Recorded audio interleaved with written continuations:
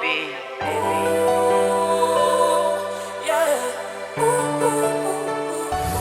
Sognavo una Ferrari, su polso pezzi rari, le borse della Gucci, le bottiglie nei locali. Ora parlano tutti, perché contano i fatti. Ho realizzato i sogni che tenevo nei cassetti.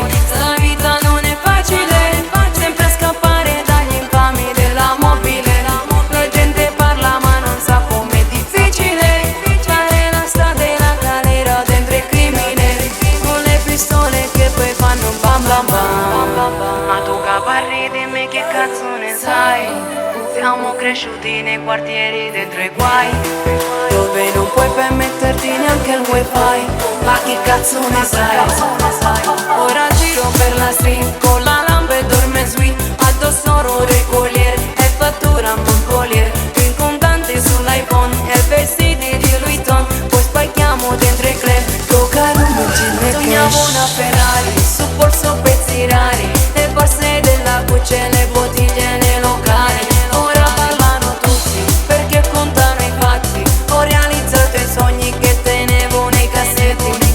Voglio quello che io non ho mai avuto, oh. A quante cose giuro ho rinunciato, oh. Non mi accontento, parla quanto vuoi bro, oh. Stai attento se tu parli su di me. Ora dicono che sei boss e che hai rispetto dentro una città, dentro questa città. ma non so adesso quando stress sarei in contatto fino a Bogotà. Tutti passano da qua, Scappiamo dagli agenti e da questi guai. A volte mesi interi teniamo l'offline. Pistole nella tuta, scarpe della Nike, che già ma non si vede da tutti i line.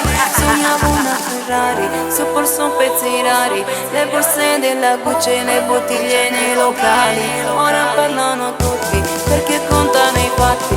Ho realizzato i sogni che tenevo nei cassetti. La vita non è facile, sempre scappare dagli infami della mobile. La gente parla ma non sa com'è difficile fare la strada e la galera dentro il crimine, con le pistole che poi fanno bam bam bam. Zulema, work in progress, allo stato dell'arte 2023.